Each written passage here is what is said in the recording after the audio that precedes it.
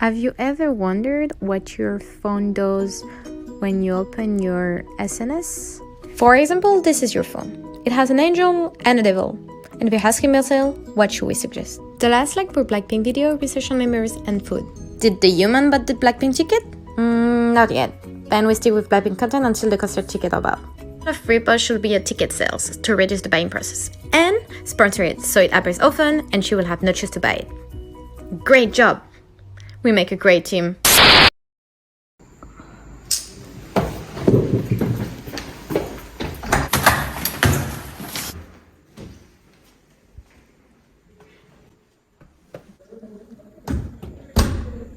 But how does this whole process work anyway?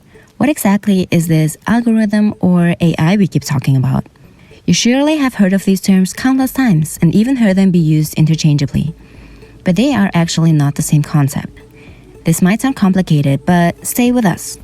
An algorithm is a set of instructions, a preset, rigid, coded recipe that gets executed when it encounters a trigger. AI, on the other hand, which is an extremely broad term covering a myriad of AI specializations and subsets, is a group of algorithms that can modify its algorithms and create new ones in response to learned inputs and data. Now, simply put, the ability to change, adapt, and grow based on new data is described as intelligence, and this is the main difference between algorithms and artificial intelligence. Most social media platforms now use a form of algorithm or AI to sort posts in their users' feeds. With the amount of content and posts in this day and age, without social media algorithms, sifting through all of this content on an account-by-account basis would be near impossible. Social networks prioritize which content a user sees in their feed first by the likelihood that they will actually want to see it. Through the service of AI-curated contents, users can automatically receive recommendations that suit their tastes without extra time or extra cost. In other words, this service increases the utility of the media for users. Then why are social media algorithms so controversial?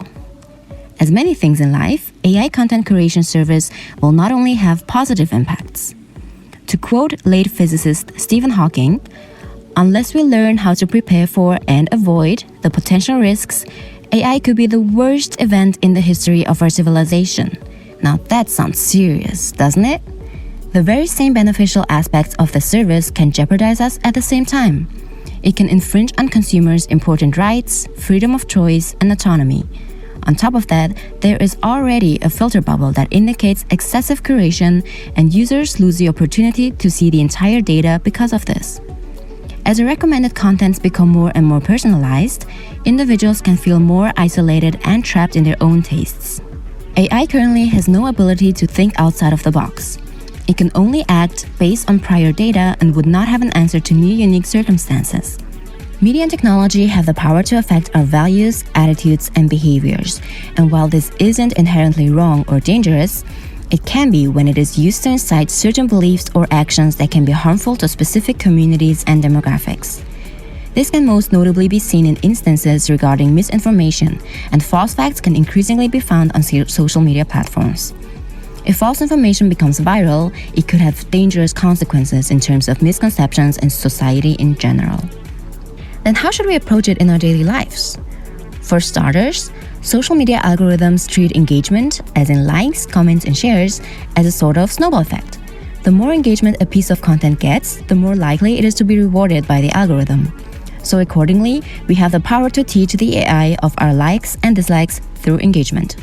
Most platforms also have something like a not interested or don't show again button, which is a very useful tool.